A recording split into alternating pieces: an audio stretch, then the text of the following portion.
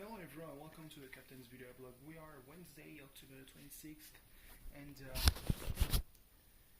well, my lens somehow still finds itself being a little bit dirty when it's time to record those videos. So yeah, first off, let's talk about football, because I felt a little bit frustrated that I spent over 17 minutes only speaking about Raw yesterday, especially with the lack of feeling that it was the go-home show. But yeah, so football. Gunther, Jacob, I'm not entirely sure because he's Belgian, so I think it is Jacob, but yeah, he's officially out, fired, I would say, probably from Marseille. And tomorrow at 1:30, the president is having like his third, probably the third press conference in 6 days. That's a lot, but yeah, it's probably to announce the future sporting director of Marseille. It's everything is going so fast. Apparently, Subisareta is going to be the one to be officialized tomorrow, but who knows, maybe there's going to be a little bit of surprises, but should be Subisareta, which is a good thing, because when he was sporting director at Barcelona, there was a very good spirit when it came to the players being signed, and really the mentality. The dude just had tremendous networks, probably stemming from his years being a player. He was the number one. He was the goalkeeper for the Spanish national team from I think 85 to 98, and his career spanned even longer. I think he started at Bilbao in 1980. Yeah, that's probably that. So and he was also sporting director at Bilbao. When you speak about Bilbao, so yeah, he's probably got huge networks, and apparently he's taking some of the guys who were working with him in Barcelona when he was the sporting director there. So that's a lot of experience. Well, apparently the leading to Monchi, who was a big actor in the success of Seville in the last 3 seasons, he's not abandoned. He's not given up. He could come and leave Subisareta with even greater responsibilities when at the end of the season. But let's not get too much ahead of ourselves, because so much experience, so much good feelings. That's really new for me. So yeah, good feelings. Marseille won against Clermont in any logical way, but the second half was pretty complicated. The first half, they just had the ball. I think it was like a 85% ball possession, and the goal came like in the closing seconds of the first half. But I'll take it. And then it was 2-1 because Clermont just got more aggressive. They played so much better in the second half, it took a goal from Gomis to just shut them up, even though they had a couple more chances, including one at the very end of the injury time, which could have, with the new rules, led directly to the penalties. So yeah, definitely something to to feel good. The method was very good in the first half. Second half, they probably got too confident. That's probably one thing that should definitely be worked on, because obviously leading at the end of the first half, that's something pretty new for Marseille. So yeah, but I can say that I'm disappointed. It was, the way they used the ball was so much better than against Paris, obviously. But yeah, that felt well. Anyway, so let's talk about SmackDown. So SmackDown wasn't the best it's been. Obviously, the fact that they have like probably 3 more weeks to plan out for Survivor Series doesn't really help. I was feeling that that emergency in planning for the big pay-per-view, but still they are the ones who threw the gauntlet, and it's good to see that they are organizing themselves. So speaking of the Survivor Series, there were 2 matches concerning the show, the pay-per-view. The first one was a tag match between the Ascension and the High Bros to qualify for an easy spot in the tag team Survivor Series match, which will be 10-on-10. Well, I mean, it was fairly obvious that it was going to be the High Bros, so they won. But still,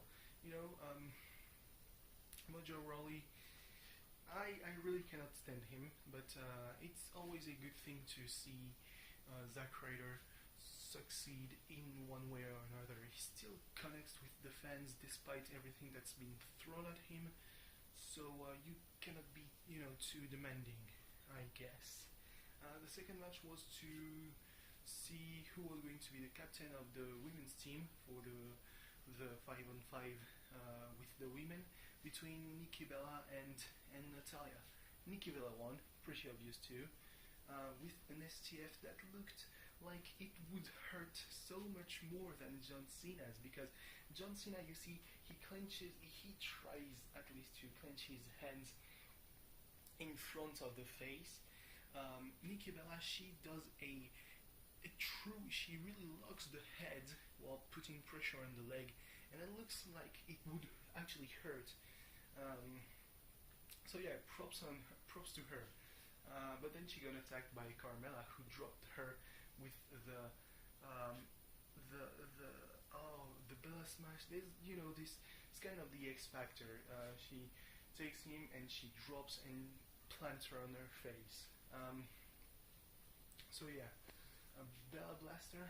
Oh, this sounds weird, but definitely something with Bella. But because obviously Carmella would use a hold used by Nikki Bella to further humiliate her. So yeah, good to see that advance. Will be certainly something to look at for the women's match, because I think that there are only like 6 women who are fit to battle. So yeah, only one will pop out before Survivor Series. Anyway, so yeah, but before that, the show started with it started with Dean Ambrose first saying that to James Ellsworth that he should wait in the locker room area rather than coming in his corner at ringside. But then just before the match against AJ Styles, he said, "Yeah, come with me," but that we will touch on that later. Creates a lot of drama. It's fucking wonderful how James Ellsworth was a jobber for Braun Strowman, and now apparently WWE are actually considering signing him full time. It's fucking crazy. So yeah, the first match was Bray Wyatt versus Kane, no disqualification. At one point, Luke Harper came out when Kane was about to choke Sam Wyatt onto the announce table, and Randy Orton came out too. It was like, oh boy, they eliminated pretty much Luke Harper, and well, it looked like Bray Wyatt was fucked, but Randy Orton, he just RKO'd Kane. Sure, why not? And well, Bray Wyatt won. Later in the evening, when asked about his action, Randy Orton just couldn't say anything. But yeah, you know, if you can beat him, join him. What are you joining the Wyatt family? I mean, when it comes to RKO out of nowhere, the power of the Wyatts could be very much that. You know, there could be this burr burr burr, and he could literally be dropping someone as the lights came back. That would be amazing. Let's be honest. So yeah, but it doesn't really feel like it's going anywhere, to be quite honest. So what else was there? The Miz came with Maurice, and they are still pissed about not having the Intercontinental title. So Dolph came out and was like, ha ha ha, but you know, I have it, and it makes me really happy. And well, the Spirit Squad faced the champions, Slater and Rhino, and it all went into chaos when at one point Miz said, why don't you have any friends? And Dolph Ziggler was really pissed, and he said like, oh, I'm gonna kick you. Which is really childish. But then, you know, I think that Mikey was, you know, was knocked out of the ring onto the Miz, and yeah, well, Rhino just had to gore, well, Kenny, to have the win. Later, you know, Rhino was like, really pissed that he wasn't consulted when Heath Slater bought 5 shares of Puerto Rico from the Shining Stars, fucking assholes. Cross-brand scamming. Amazing. So yeah, said more cheese whiz and no investments, which is a sound plan, really, coming forward as the captains of the SmackDown team for the Survivor Series. What else? Alexa Bliss and Becky Lynch had a very good segment together, ending with Alexa Bliss just fucking crushing Becky Lynch and spraying a yellow line on her back. Apparently, according to Daniel Bryan, it was because she's a chicken. Yeah, I don't get it, but still, apparently, you know, I watched Raw at 1.5 speed, so I can't really judge the women's segment, but people said that it was better on SmackDown than on Raw, so I guess I had to believe them, because it's pretty much the consensus. Was there anything else? No. Well, I mean, besides the main event, that AJ Styles won by disqualification because he kept calling Ellsworth a melted action figure because of his apparently lack of chin, and Ellsworth was really pissed. So when AJ Styles was on the outside, what happened? Well, he super kicked him. Yeah, so Dean Ambrose lost his shot at the title. Ellsworth was really feeling bad. You know, he said on Talking Smack, if we were friends before, we're not anymore. I'm really sorry. I don't know how to make up for that. And you know, it's really amazing how he has that camera presence. He hasn't the fighting skills probably to be in the WWE, but he definitely has that camera presence, and that's already something that is very valuable when you are a professional wrestler in this big company.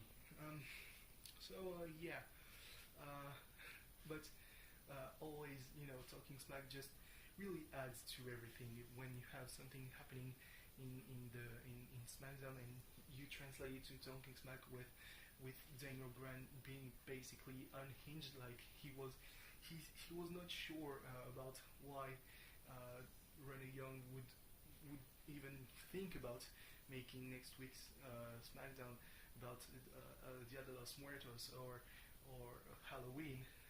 So he said he went a little bit overboard and said, I'm as a GM, I swear I'm not Donald Trump. They are asking me to go forward because I mentioned Trump, and it was really funny. Like when talking about Raw, he said, why three Hell in a Cell matches? This should be 5 hours with 6 Hell in a Cell matches, and winner of all 6 should be the champion of the galaxy. And who would be the champion of the galaxy? Well, the Universal Champion, because he's the champion of the universe, which is fairly obvious actually.